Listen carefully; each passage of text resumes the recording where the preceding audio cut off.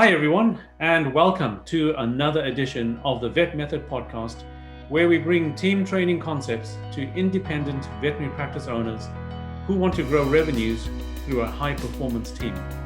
My name is Sanjay Mangabai, and I'm pleased to be joined today by Laura Pearcey. Hi, Laura. Welcome. Hi, Sanjay. Hi. Whereabouts are you today, Laura? I'm in Salisbury. So I'm in the practice today in Salisbury. Very good. For those of you who don't know Laura, she has been in the veterinary industry for over 17 years. She started her career as a nurse assistant and worked her way up to become practice manager, which she has been doing for the last 12 years. She currently runs a group of 3 practices with 22 staff and also manages a rescue American bulldog called Keisha. So I'm sure Laura has some really valuable insights. The title of the podcast is Managing a Veterinary Practice with Laura Pearcey, and we're going to show people how to do that in just 7 minutes. If you're ready, Laura, our time starts now. So, question number 1. What do you enjoy about being a practice manager? What I enjoy the most, what I love is the variety of the job, and there is always something different every day. I really love to solve problems, and there is always a problem to solve. Be that within the team, the equipment, the process not working properly, marketing not getting the results, client service. There's always something, and it's a huge achievement when I can get that working and it works smoothly. Wow, sounds like you have a busy day, Laura, most days. Definitely. That leads us nicely onto question number 2. What do you find most difficult as a practice manager? Me personally, I find people most difficult, and I know that's probably what a manager should be really good at, but I just find that finding good people who really want to do a good job and work hard is not easy. And then when you do find them, it's then being able to maintain motivating them, training them, and helping them grow and improve within the practice. Okay. Yeah, sounds like there is a lot of different things to do in a veterinary practice. We've got 5 minutes and 45 seconds left. Recruit for attitude and train for skill. What is your take on this? I most definitely agree with that statement. Attitude every time. It doesn't matter how many skills someone has, if they don't have the attitude to want to do the right thing or work hard, then it's just a waste of time. Someone with a good attitude and willing to learn is by far better. I find skills are fairly easy to teach, and especially for someone who listens, who wants to take advice on board and can grow. And we find that we can really do that very quickly and have them up and running.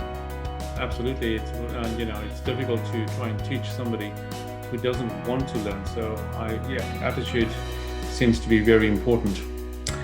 Okay, we've got 4 minutes and 55 seconds left. And question number 4, how do you train your team? So we have a variety of ways. Initially, we have a very structured and comprehensive induction program that someone follows. And with that, we can get someone with little or no skills up and performing relatively quickly. We then have quite a structured ongoing training system that keeps the whole team, from receptionists, nurses, vets, up to date with all the important topics and skills within the practice. There's always things changing and improving in veterinary practice, so we find keeping everyone up to date makes a real difference, and making sure that all the team knows the same things and we're all saying the same things makes a difference, so that we can educate our clients to a high standard so that they can make the informed choices they need to. Okay, so it sounds like you spend a lot of time training your team, Laura. Okay. Yeah, definitely. Right, thank you. So, question number 5, and we've got 3 minutes and 55 seconds left. Loads of time. The 2 most powerful words in marketing, test and measure. Can you give examples of how you did or how you do this? Yeah, of course. So we also have a marketing calendar within practice to promote and educate the important things that we find in practice. One of our successful campaigns is our health plan. We've got quite a successful plan where we find in practice we have almost 50% of our clients on a plan, and we've tried a number of different ways over the years to be able to increase those plans. Different marketing strategies, different promotions. We find that just having all the teams really know about the plans and being able to talk to them consistently works the best. We've run a few successful revaccination campaigns. One particular one we're proud of is that we sent out letters to people that specifically needed revaccinating. We had 18% uptake on those letters. We then run a similar campaign a little while later with emails, and it dropped down to 8%. So we'll definitely be repeating the letter version again. And we've had a really successful puppy and kitten package promotion that we actually are continuing with at the moment because it works really well. Okay, so those are some really impressive results, Laura. 18%, even 8%, when really my understanding is that the industry standard of 2 or 3% would be considered a success. Mm-hmm. And it sounds like it's not an overnight success. It sounds like, it's something that you improve upon with time, try something different, measure it, and then do it again.